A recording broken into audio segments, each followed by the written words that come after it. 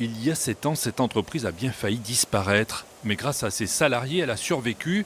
Elle est devenue une SCOP, une société coopérative et participative. Plus récemment, elle a obtenu le label Entreprise du patrimoine vivant. Ici, certaines machines sont centenaires et avec le passé, Fontanilles va de l'avant. Par exemple en proposant des tresses pour l'aéronautique.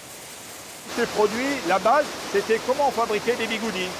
Et donc avec le savoir-faire du bigoudi, aujourd'hui on fait un produit pour la 350 et 380 et pour aussi demain les voitures électriques.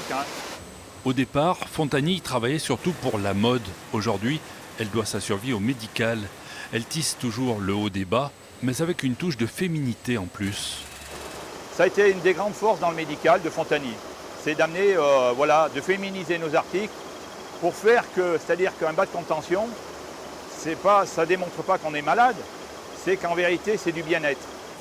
L'entreprise s'appuie sur son patrimoine et son savoir-faire, du fil au ruban, jusqu'à la teinture et l'induction au silicone, mais n'allez surtout pas dire au patron que c'est un musée. On mélange les deux, entre le moderne et l'ancien. Vous êtes vraiment comment peut fonctionner le Made in France. C'est-à-dire qu'il faut être compétent, polyvalence, et puis aussi les investissements dans le moderne, et garder l'ancien pour le savoir-faire. Le Made in France, ici ça marche. Fontanilles réalise 30% de son chiffre d'affaires à l'export, un chiffre en hausse, et des sociétaires, fiers de leur entreprise. Les gens sont très proches l'un de l'autre quand même, parce que c'est une SCOP et on sent que les gens sont très soudés. On a l'impression de transmettre notre savoir-faire, oui.